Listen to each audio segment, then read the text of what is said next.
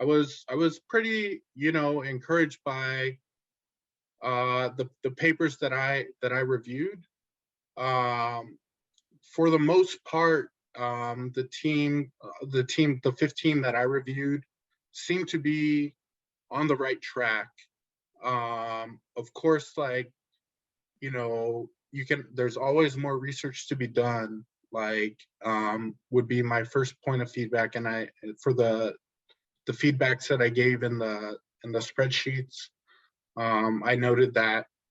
But there were a couple themes that it seemed like there were groups that they're on the right, you guys are all on the right track, but then it seemed like there was some confusion, especially, and I want to emphasize the importance of the opportunities section in this paper, and making sure that you guys are not confusing opportunities with ideas.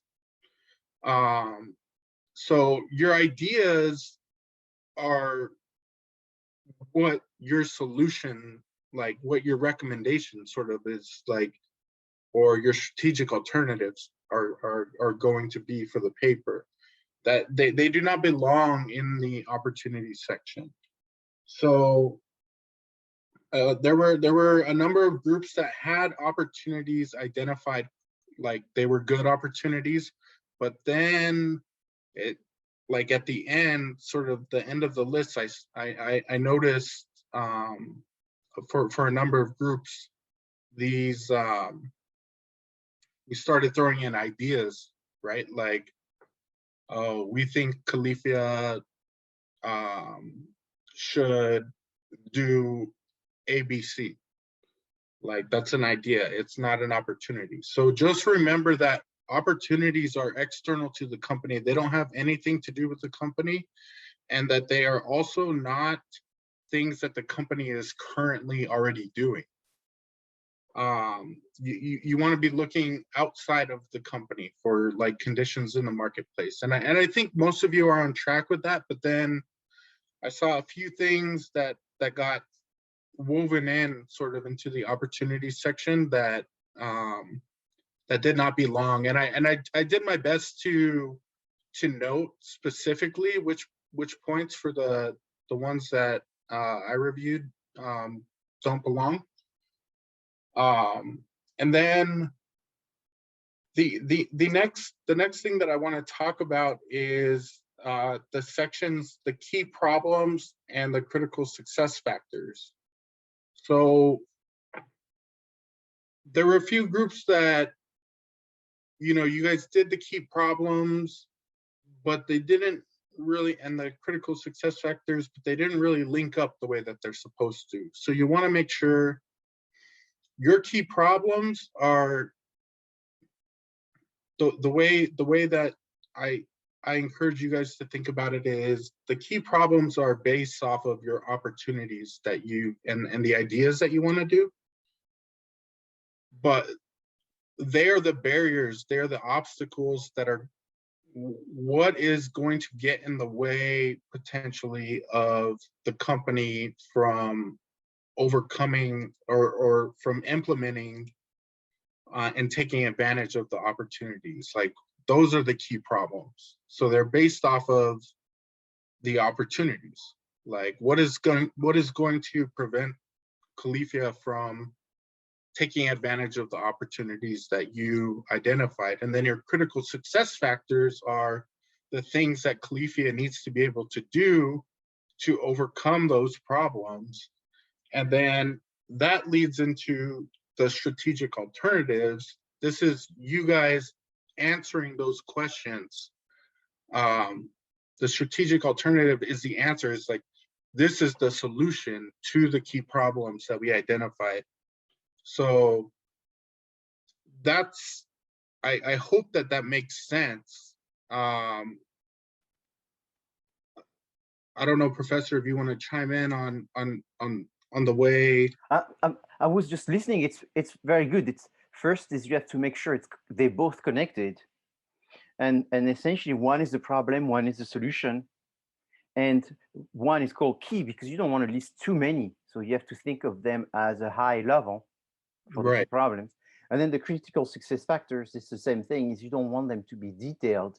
You want them to be also high level. So that's why you end up with between 2 and 5 for each, 5 being the rare that you have that many, but Right. that would be the extreme largest number that you would want, with 3 sort of being, in the middle of between 2 and 5, and that's sort of where you want to be. So if you had 3 key problems and 4 critical success factor, that sounds like a good thing, but they need to be connected, and that's a big part in this job, is to make sure that you have connection between all the things, because what follows this are the different options that needs to be first strategic and connected to the solution, which were the high level ideas that you think needs to be pursued.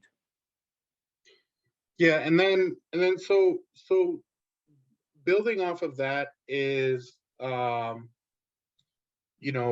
moving to the strategic alternatives. I think Professor has given already a lecture on the 4 main marketing strategies. Yes. So one of the things, like, not all the groups, there were some groups that included their initial strategic alternatives. I didn't give a lot of feedback other than this, because like we were really focusing on giving you guys the feedback on the SWOT, because like I said previously, really, like, everything stems from the not just the opportunity section, but the SWOT, but a lot of it is going to be linked to your opportunities. But for the groups that did start to make headway on the strategic alternatives, the one thing that I noticed is you need to identify which strategic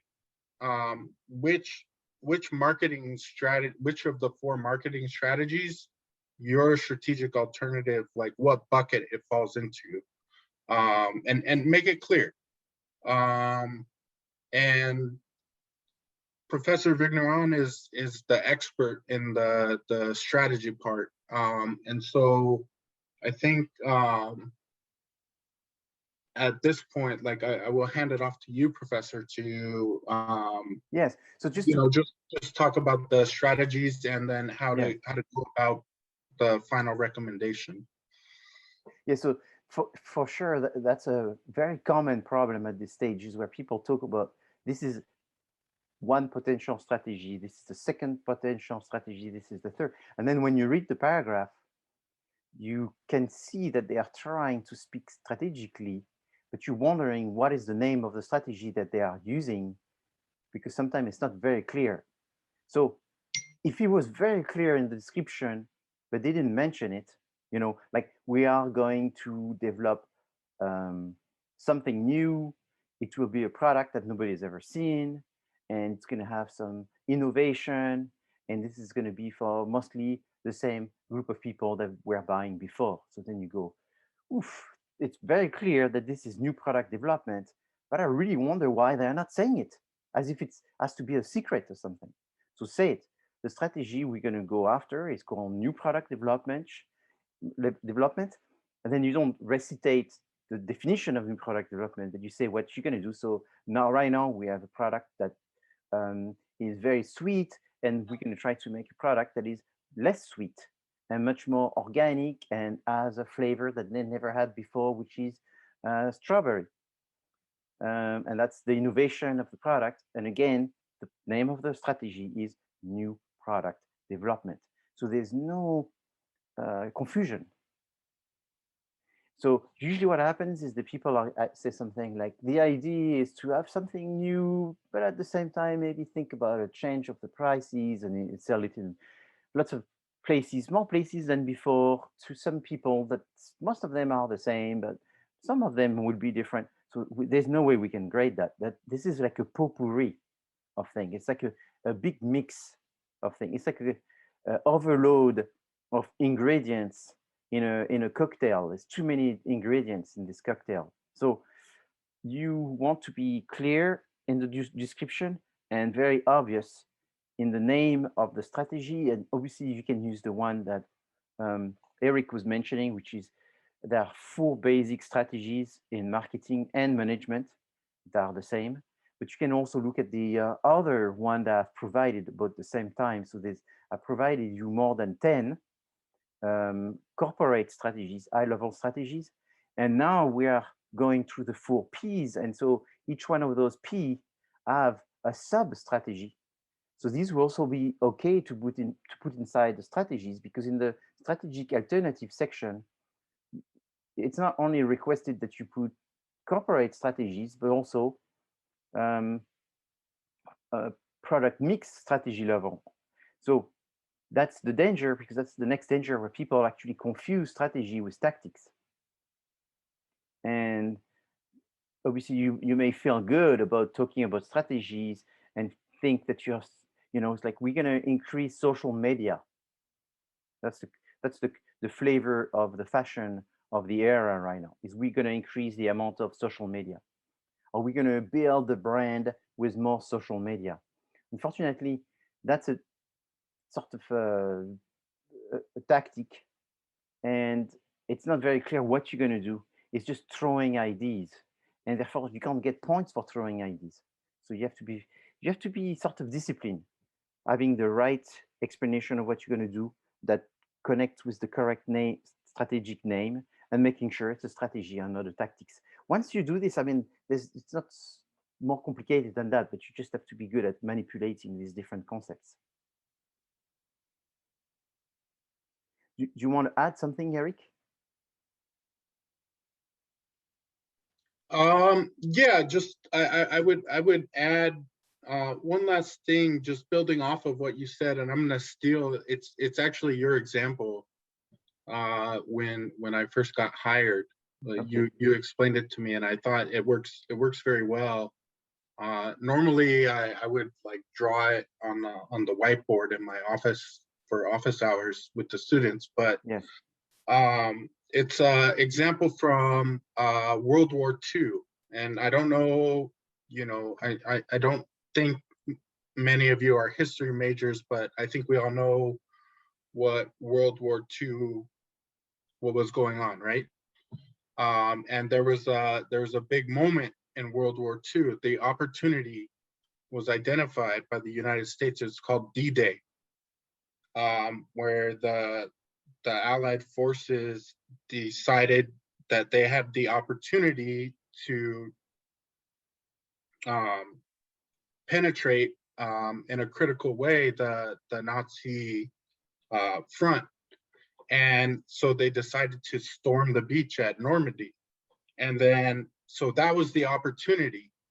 And then the opportunity was there. And then the strategy was like, we're gonna storm the beach at this specific location in Normandy, right?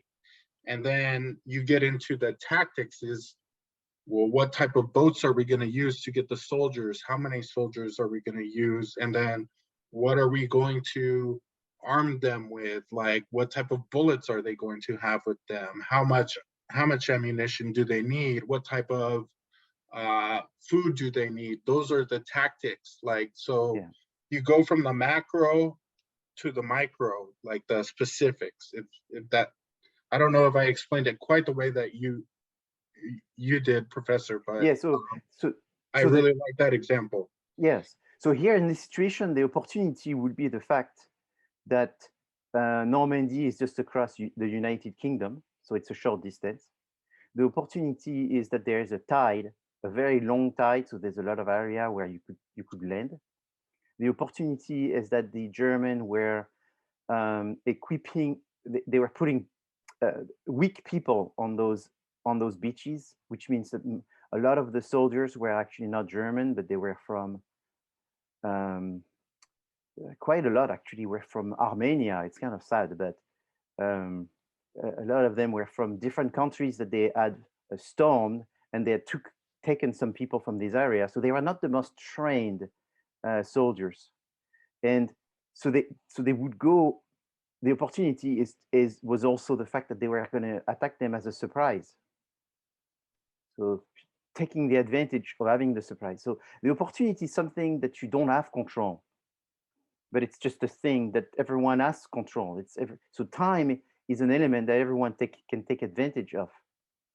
The tide is a natural thing. So it's an opportunity which is natural.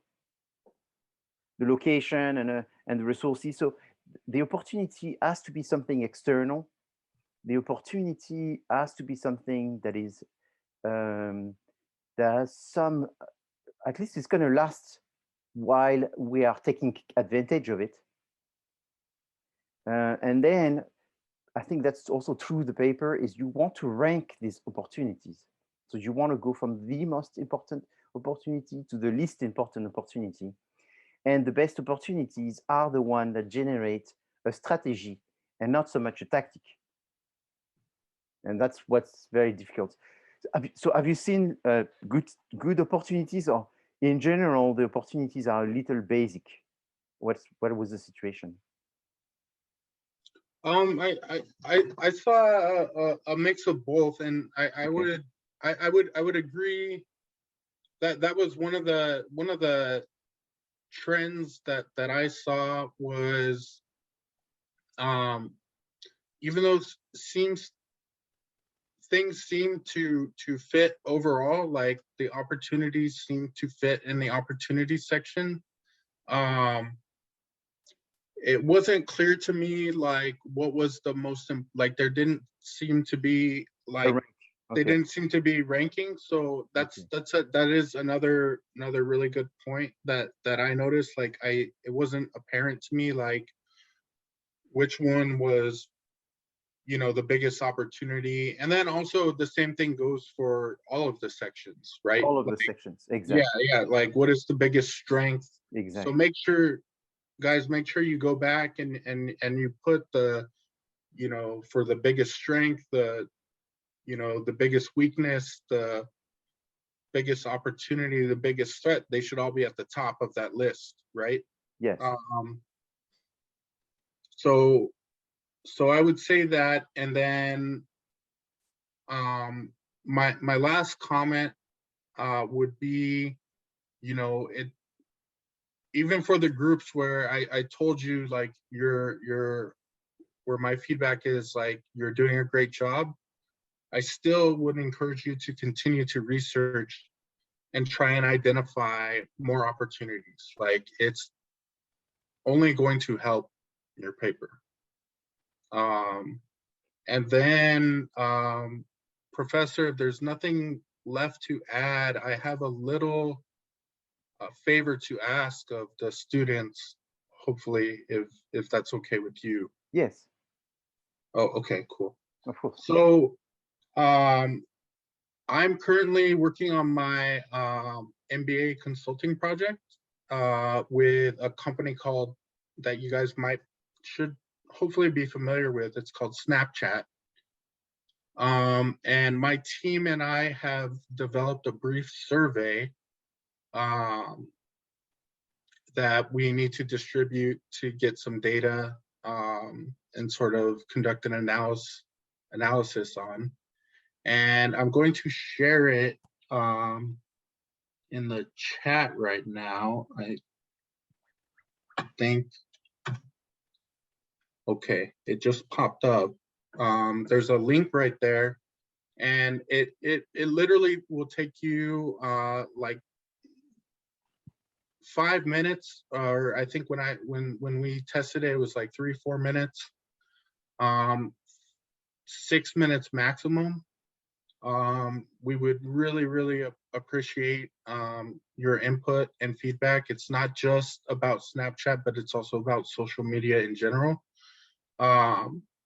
So if you don't mind taking your time to you know, complete the survey and give us some data and your input on Snapchat as a company, it would be greatly appreciated.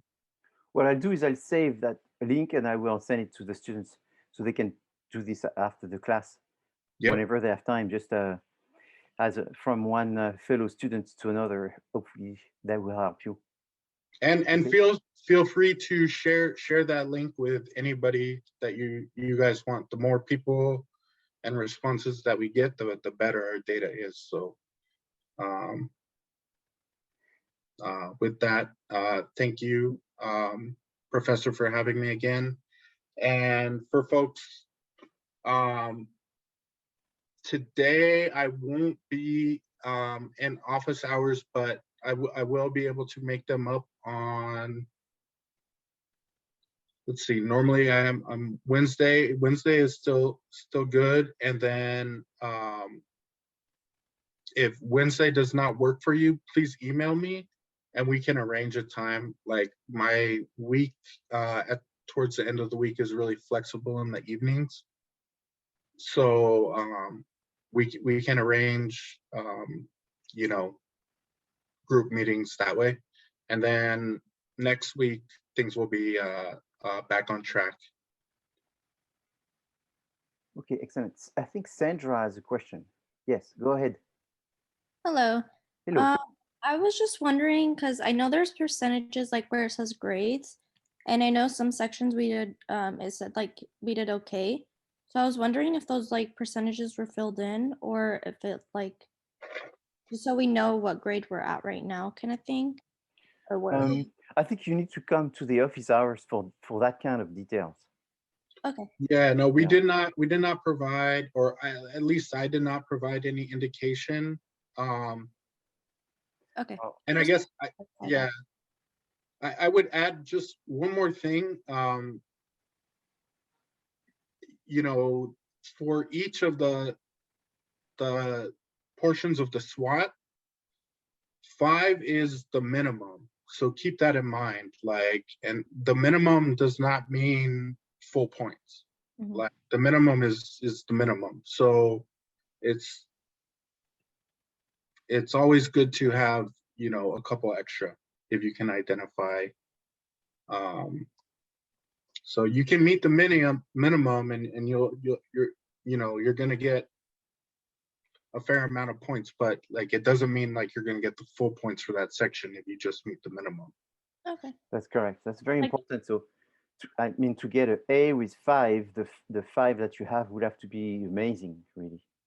So Right. what people do is they usually have more, so that way they can.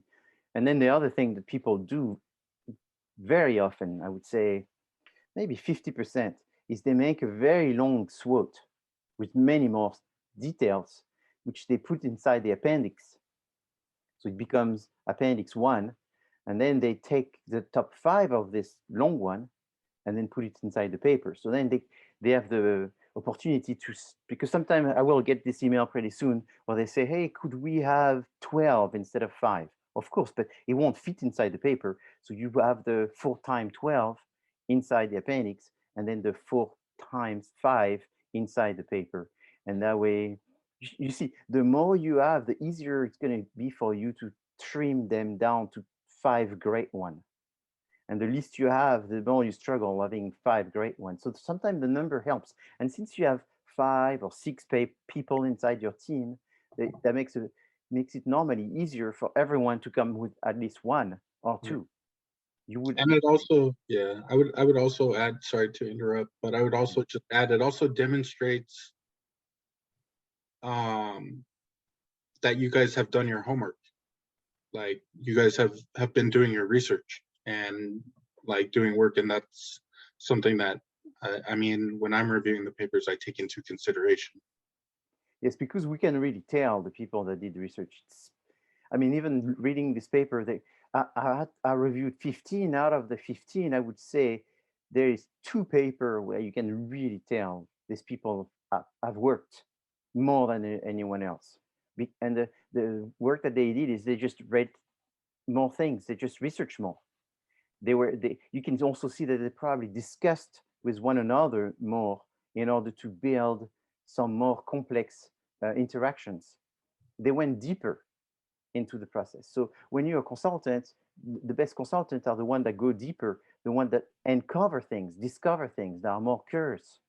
And so that's what the big firm they look for, is those curious people The small firm, they look for the not so curious people. So if you want to work for the big firm, you have to be curious. And in this paper, we can see if you're someone curious. So if you have 6 curious people in one team, coming up with 5 statements is actually not possible because it's too few.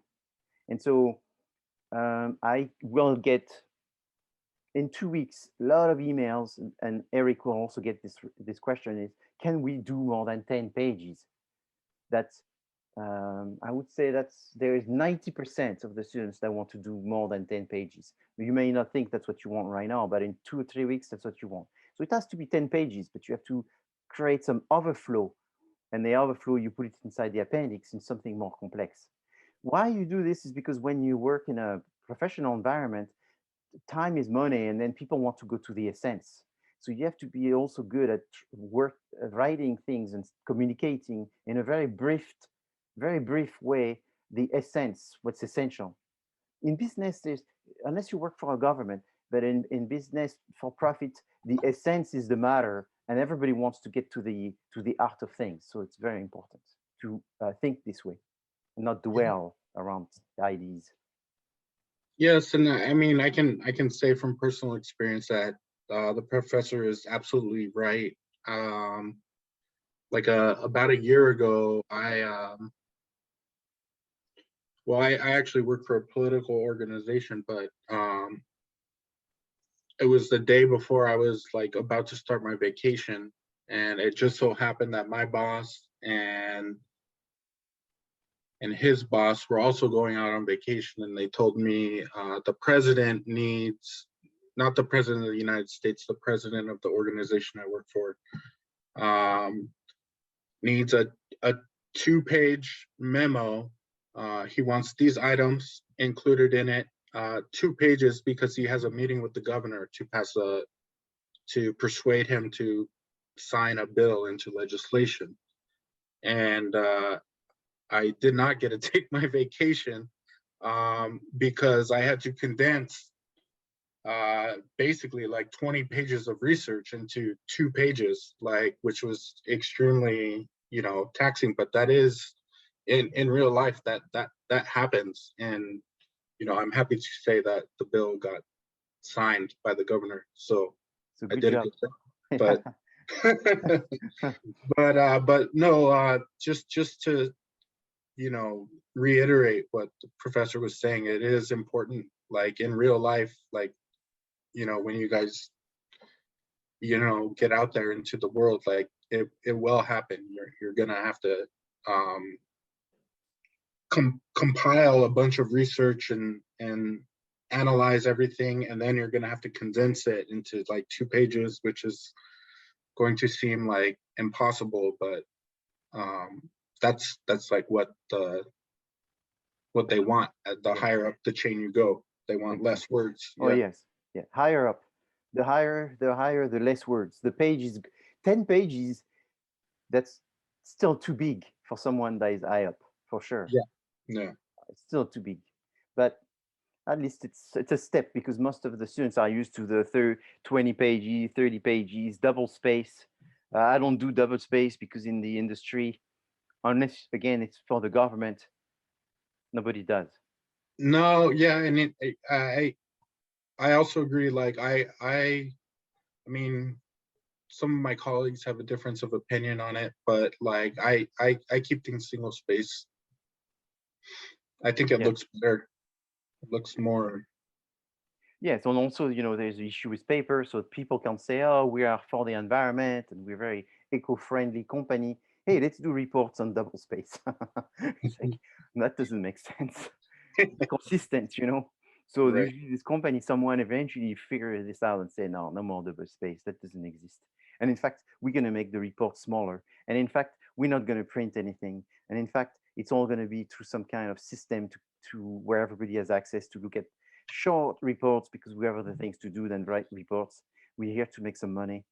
So that's the mentality, and this mentality is also getting into the government and non-profit organization because they want to be more effective. So it's just a question of being more effective with time and everything you do. And also it's not that so much that people higher they are, the more lazy they are. is that they're actually doing a lot. And so they need help. They need support in order to make quick decisions and get to the heart of things. And so before you go, I want you to see what I'm going to show, because I thought this was interesting. So this I've never seen. And so I want to congratulate the students. Sameto, Rodriguez, Ngo, Yu, Lee, and Tran. So what this group did was quite amazing, because they actually, at the beginning of each one of the sections, so this is just an example, they put their own little definition of what it was. So they put inside opportunities. So I can imagine them speaking to another. Hey guys, inside opportunities, we're going to talk about the condition that the company can take advantage of, and it needs to be fact-based. And then they, in the side, the critical success factors, they say align with key problems, area of the company to improve on. What is critical that we do as soon as possible. Inside strategic alternatives is they put connects to opportunities, possible option. And all I want to say, maybe because today is Easter, but I just want to say, Alleluia, Alleluia, Alleluia. Wow. Yeah. I've been teaching 6 years. The first time I see that. So congratulations to this team, because that's a real, I mean, you don't put this inside the final paper, obviously, right? But in this draft, I can really see that they were trying to steer everyone. So there was different people doing different sections, but here's the definition of the team for the sections. And that way we don't steer away. Are these people here? Someone's going to be here. We don't see faces. I'm not sure. The past 2 weeks, people have disappeared. Where is everyone? Where are those videos? We want to see your pretty face. Sameto, Rodriguez, Ngo, Yu, Lee, and Tran. Where are you? I'm on my desktop, so I don't have a webcam, but appreciate it, Professor. Yeah, so congratulations. This is, I mean, I hope you do a fantastic paper, because that's to me very rare, and Me too. It's wonderful. So I'm actually gonna sort of use this somewhere, because I think it's self-explanatory, and that's why before Erik left, I wanted him to see that and see it.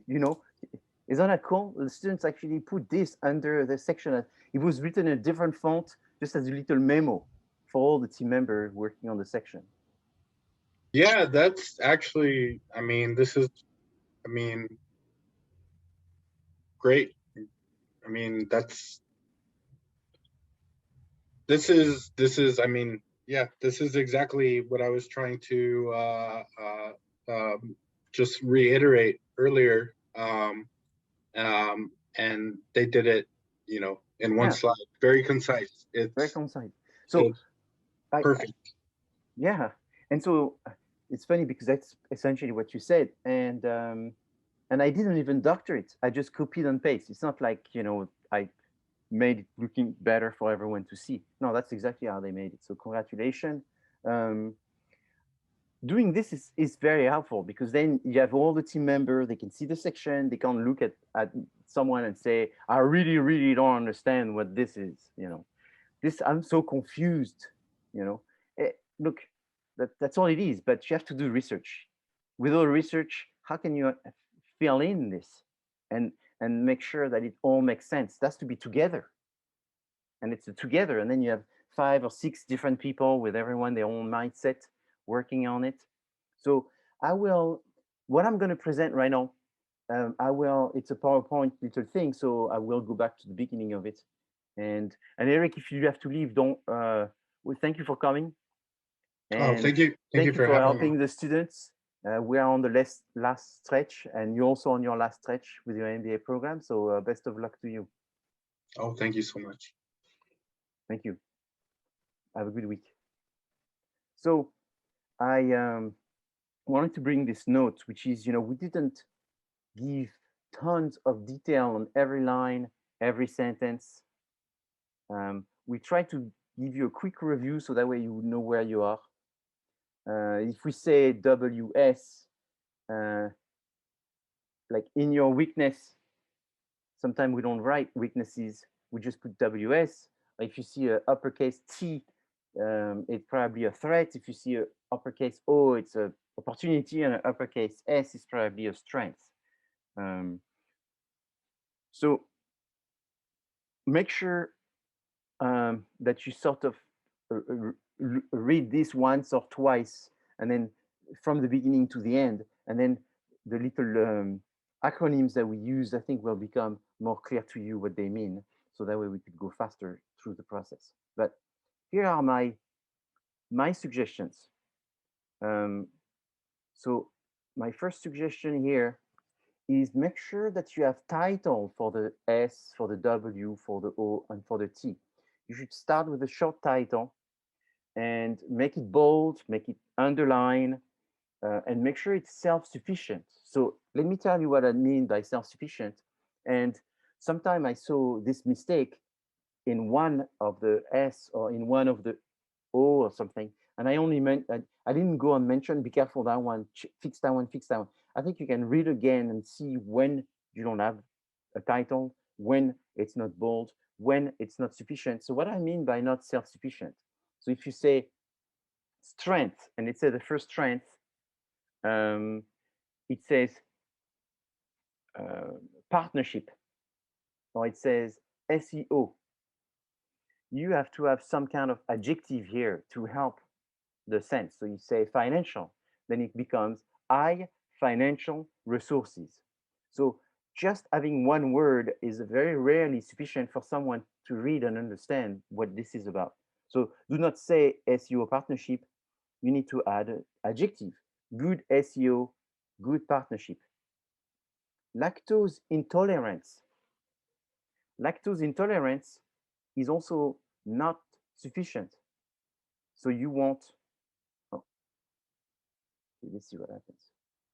Sorry, I'll go back.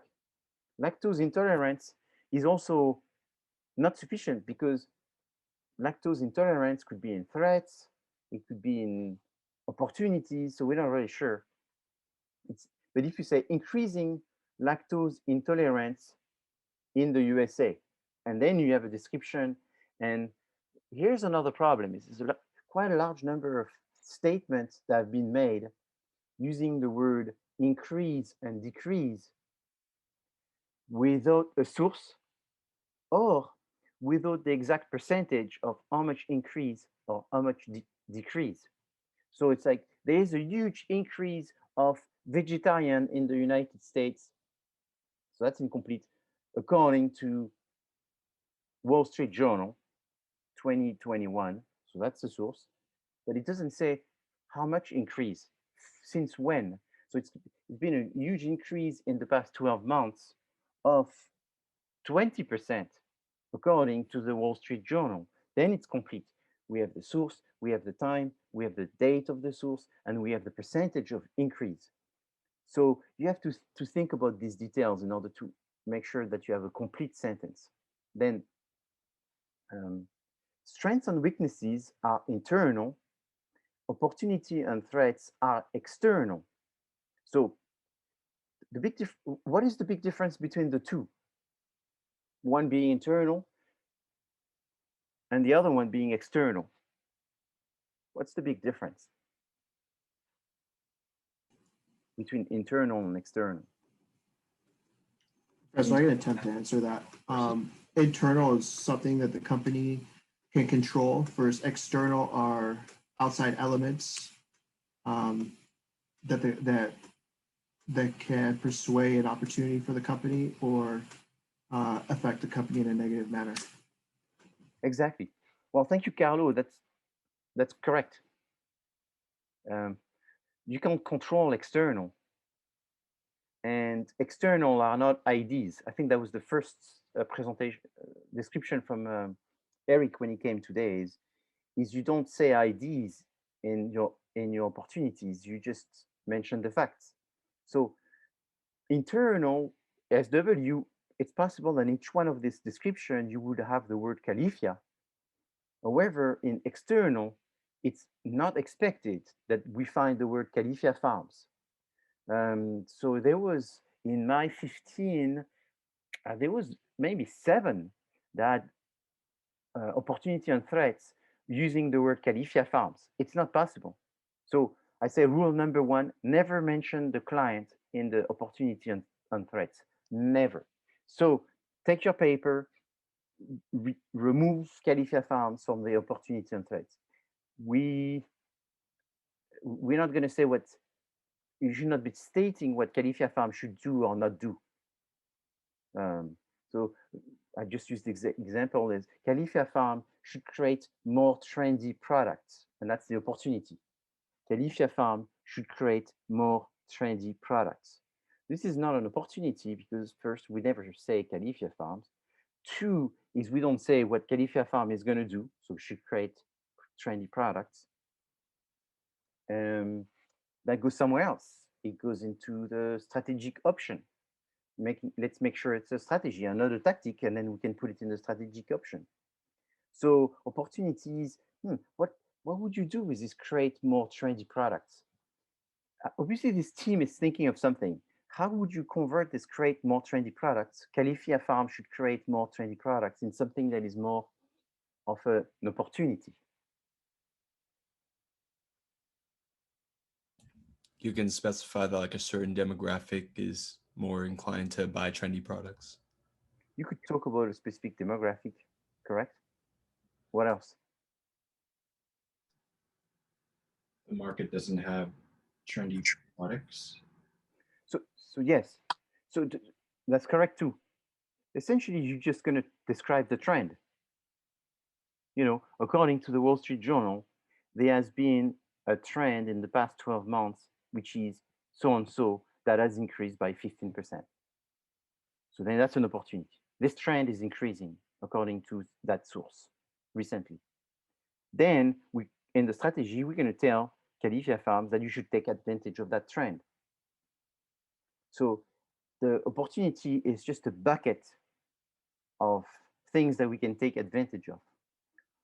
The next thing is opportunity. I found some groups that correct opportunities, but the problem is they were too generic, too broad. They were mostly supporting the current and past environment and explaining why Califia Farm has been successful. They were not saying anything new to generate growth for Califia's future. You need to identify some opportunities that may have started a year ago, 6 months ago, and that they can take advantage of in order to build on them and grow the future of the company, but not so much focus on opportunities, which is really essentially explaining the past. So saying things such as people are becoming vegetarians, people are becoming vegans, people want to help with the environment. So a lot of these are good, but it's not as likely that you find something to do that is new and tremendously better than what they are doing right now, because these are the opportunity that has essentially supported the creation of the company. So try to not be too generic. Increase of plant-based food in America, increase of plant-based food consumed by American consumers. People thinking almond milk is healthier. People growing their interest in plant-based lifestyle. People becoming more vegetarian. People becoming more vegan. So all of these, should you have them in your report? Yes. Are they likely that you can develop some future growth from these? Well, yes, because the future of Califia Farm is still supported by these, but it's sort of these are the generic overall strategies. So you have to find opportunities to generate the overall strategies, but you have to find some changes that are occurring right now that your competitors are not specifically taking, because your competitors are also taking these exact broad generic strategies as well. So it's going to be hard for you to differentiate yourself looking at the same strategies that sorry, opportunities that you've looked at for the past 10 years and that all your competitors are also looking at. Very difficult to differentiate yourself. So you cannot ignore them. There are still some important pillar supporting the platform that you're surfing, that you're growing, but you have to find some new pillars that are going to grow and that you can take advantage of early on before your competitors. Okay. Do you have any question on that? Because that's very important. That's out of the 15, there's like 13 people that are essentially on that specific boat. And that's why Erik has said, don't give up looking for opportunities. I think you still need to look for opportunities, still need to do some research in order to find your real, the opportunities which will bring you some differentiation, some real substance for the future of Califia Farms. Do you have any question? Yeah, I have a question, Professor. Yes. While you're doing the research process, is it inappropriate or is it appropriate to put down opportunities or strengths that we cannot take advantage of, like as a form of research? Because I was doing the research and something like, for example, solar power can save so much money. So we go on ahead and we talk about how Califia Farms can look into solar energy for their office, for example. But it doesn't make sense because it's too expensive. So do we list that anyways? Well, and just not talk about it as a strategy? Well, or is that something worth noting? Well, what happens is you can take advantage of this in the strategic opportunities, which is the section after the SWOT, where you could say, in the opportunity, we talked about energy and technological changes that are reducing costs, significantly reducing costs, such as solar panel, for example. And then inside the strategic opportunities is you could say strategy opportunity one, alternative one, strategic alternative one, and it's reducing costs. So it's about increasing margins.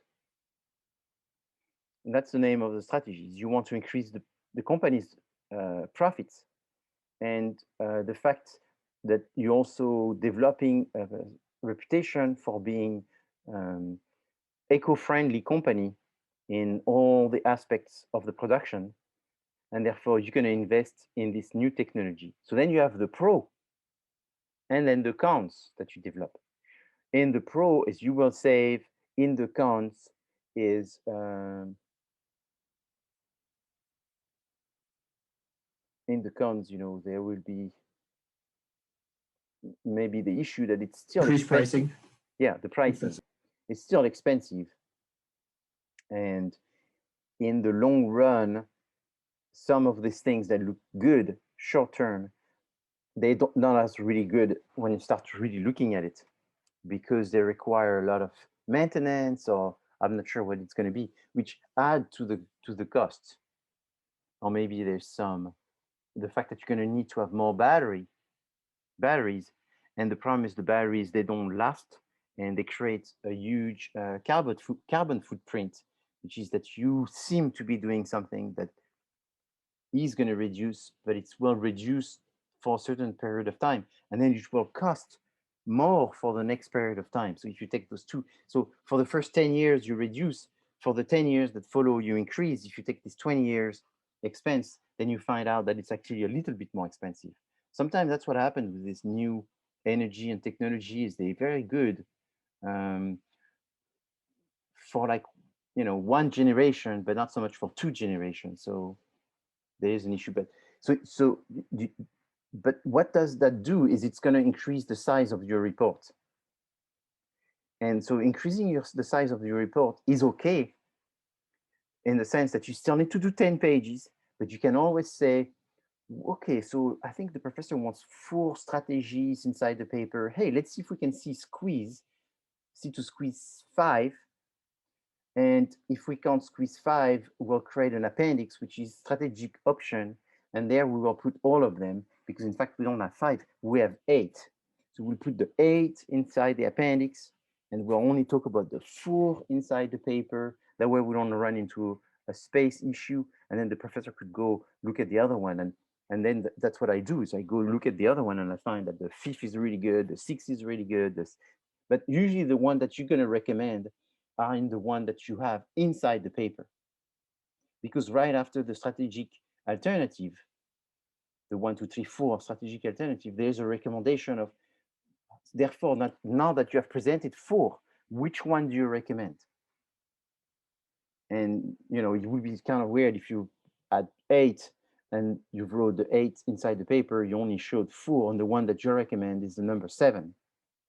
Again, when you organize your strategic alternatives, in the situation of the strategic alternative that you put in the paper, let's say if you put 1, 2, 3, 4 of them, you don't have to rank them from the most important to the least.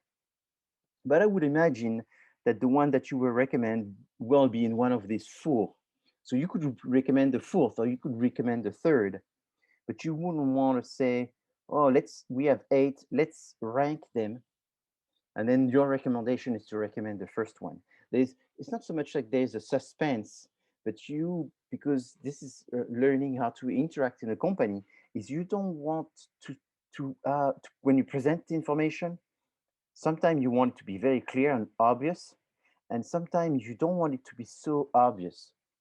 So you want people to see that you have 4 equal choices, almost equal choices. And that's why they have to sort of listen to your arguments of the pros and cons in order to be part of the process of the development of the strategies, the analysis of the strategies, and the recommendation of the strategies, so that they sort of discover this not in a rank or a chronological order, but more by paying attention to what you're saying. So I think this was Carlos. Thank you for your question. So you can have more. And sometimes they don't work exactly as well. And sometimes it's very obvious. And therefore, that's why it's more common to have more opportunities than strategies. So it would not be surprising that someone has 10 opportunities, 8 strategies, 4 in the paper, 8 of them. And sometimes you may have a version that is really a long version versus a short version. And so you put the long version inside the paper and then the short version. Okay. Any other questions? Professor, Yes. will you be posting this PowerPoint? Yes, I will. I will Awesome. be posting this PowerPoint. Thank you. So I made it that way. You have the video and the PowerPoint. I feel the semester I'm taking a lot of time to prepare you for the paper, but I also feel that this is every class is different. There's no cookie cutter, and that you do need this help. And in fact, I mean, those 15 papers, there's no reason there was a lot of good stuff in each one of them. So there's no reason that you don't do well with these papers. The papers is worth what, 50 or 45%? It's a big chunk. But I can see people getting good grades with this. You're right at a time, and I think there was enough understanding, plus me and Erik, plus this presentation, plus this PowerPoint. There's no reason for you not to do well. You understand the concept. All it is for you to be honest and realize that this is work, and we don't hand over the degree. And I'm certainly a professor that like my job and like students to learn. And so I'm not going to just give you a grade. I want you to learn. And it's my professional consciousness, which is that I want to hear back from you.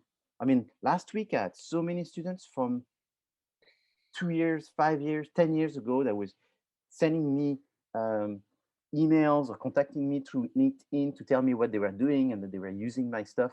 That's really why I do all of this. This is not lip service. This is something that you need to know if you're becoming a business person. And so I don't take shortcuts and I want you to learn and do well. So that's why I'm taking all the time on this. But anyway, so this one is the fast one. Is only focused on the US. So there's not too many people, but there was maybe 3 out of 15 that were sort of really.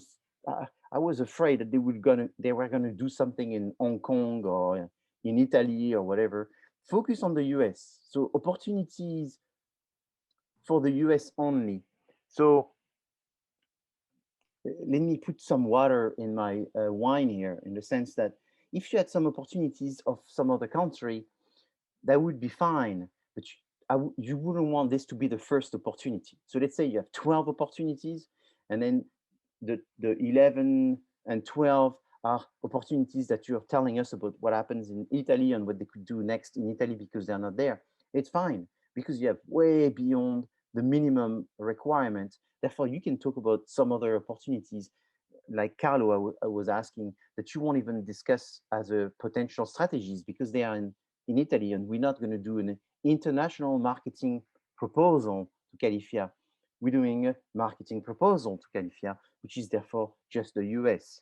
But if you already have some opportunities, if you, between now and May, you identify some other opportunities overseas, you can put them inside the opportunity section, but just know that you're not going to recommend these and pursue these, because we're not doing an international proposal for Califia, but just, it's a different ball game. Like international marketing class is more than a marketing class. So you do a marketing class, then you do an international marketing class. This is the order. So here you're learning to do a proposal. So let's focus just on a proposal for a domestic situation.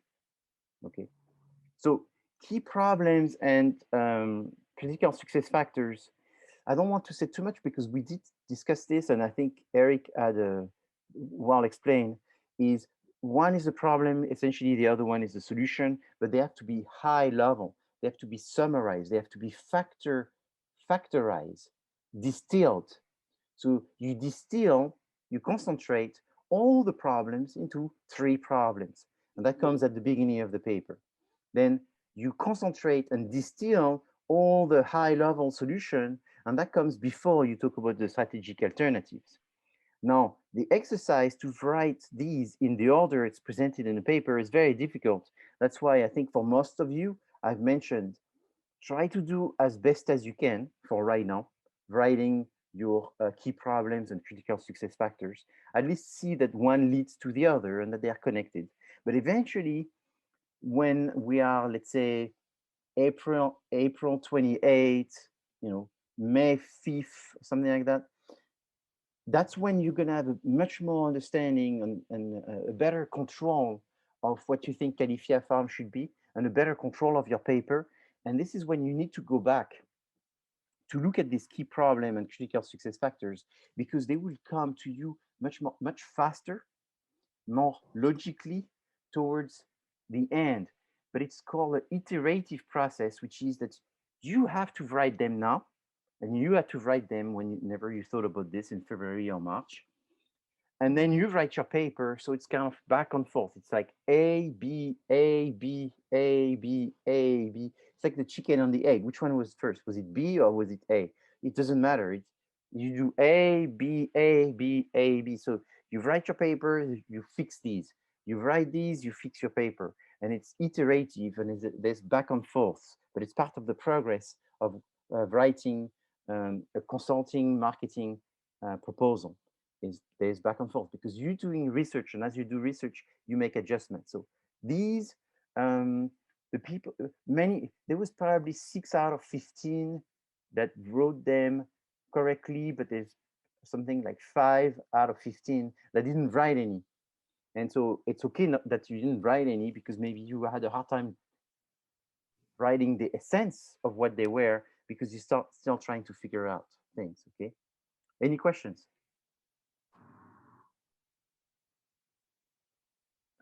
I think people have questions. Go ahead, unmute yourself and let me know.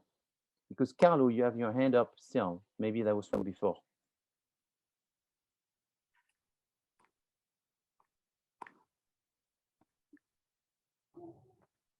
Or is it Savannah? I think you're trying to speak. I'm not sure. I hear something.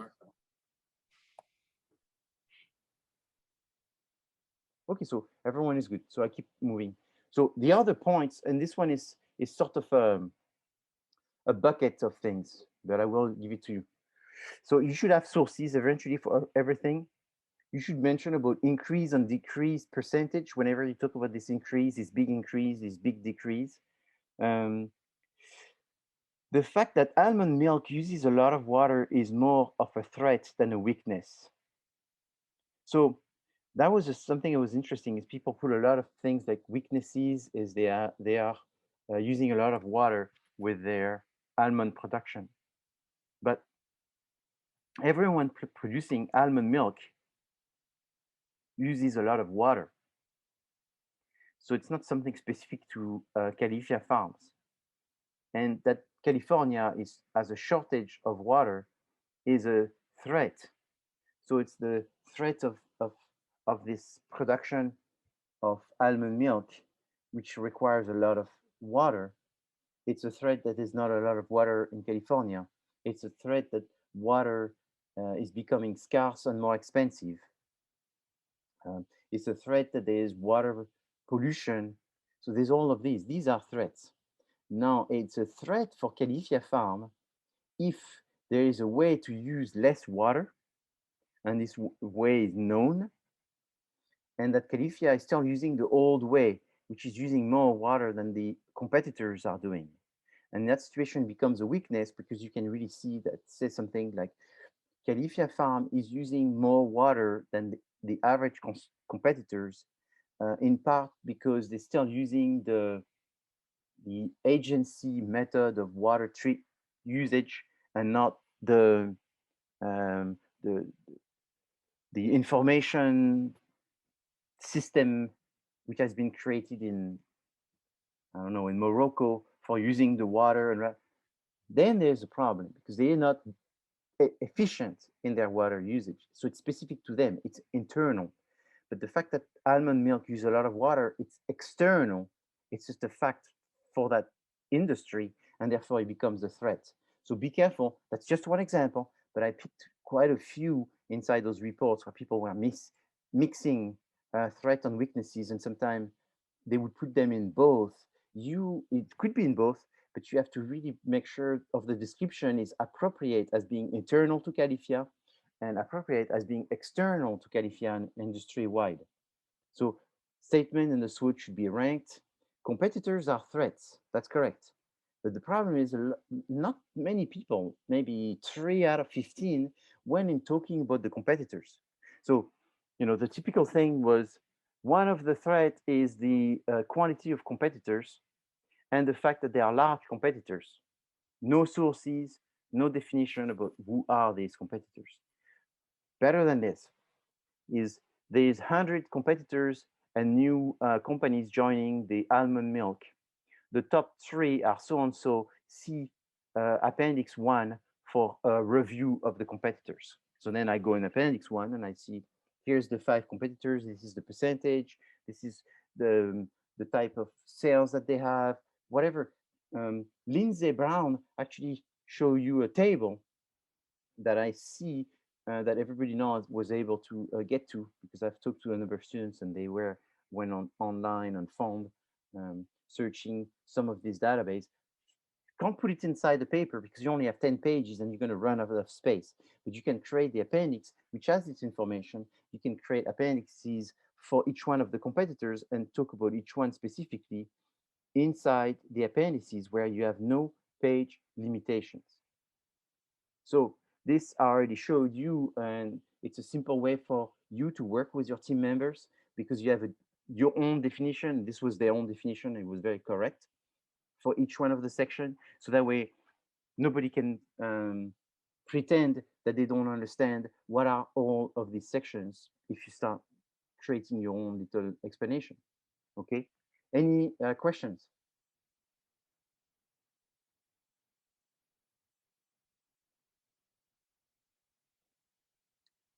So if all you have to do is contact each other, plan to meet with each other, and look at the review, look at your paper, look what's missing, Um, this grading template makes it very clear. That way you can see what goes where and what are the points allocated for each one of the section. And I suppose it makes it more crystal clear to you what you've done, what's missing, um, and try to come and meet with us this week. This Wednesday is an online class, so it's not going to be a lecture. However, what I want to do is I will send you an email and I will offer to meet with 6 groups. So I will go from 1 to 1 p.m. to 2 p.m. and from 2 p.m. to 3 p.m. 20 minutes for each group. And I will send an email and it's going to be sort of first come, first serve. I will be able to meet with 6 groups this Wednesday.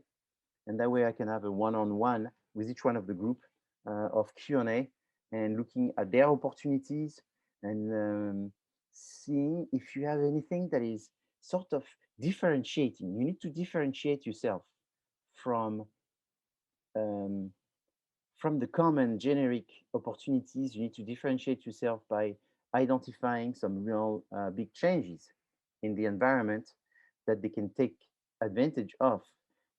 This being in the way people have breakfast, this being in the way people, how much time do they, where do they eat, how much time do they eat. Another thing that I thought of is do not think, that's important we say that just before you go, do not think that, let me see, do not think that opportunities come just from you doing research in databases.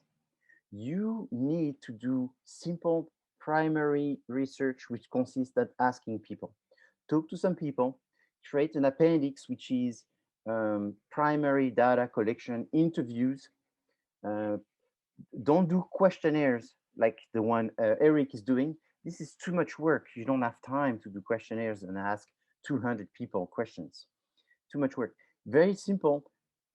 Think about 3, 4, 5 questions, and then grab someone, a friend, do a Zoom, do a phone call, do whatever you want, meet with them, and just ask them these questions. You know, do you drink milk? What milk do you drink? Do you drink orange juice? Where do you buy? How much do you spend? You just have discussion with them, and then you're essentially looking for some changes. You're looking for something different that people are doing that you can search again. So if they tell you, "Oh, I don't drink milk anymore," why is that? It's not an issue with lactose intolerance. It's just that um, I in the morning I rather drink coffee. Oh, so what would you do with your coffee? Well, the problem with the coffee is I don't want to put cream because it's not good for you. So I'm putting coconut milk in my coffee. Oh, why you put coconut milk? And then suddenly you find like maybe people want coconut milk for coffee. So they're looking for creamy coconut milk to add to their coffee. And I'm just making this up. This may not be true. I'm making this up as I speak right now. That people want creamy coconut milk. But you may find this, and then you go on Google, you go in databases, and you put for coffee creamy coconut milk, and then you find that there's a culture, I don't know, Malaysia, Thailand, that already do that. Vietnamese people do that, I don't know. And then you find that this is something that is going across those cultures in other cultures. And then you found an opportunity, a point of difference, something that you can take advantage of, possibly. But you have to also ask people because the changes, they come first from people before they are reported inside databases.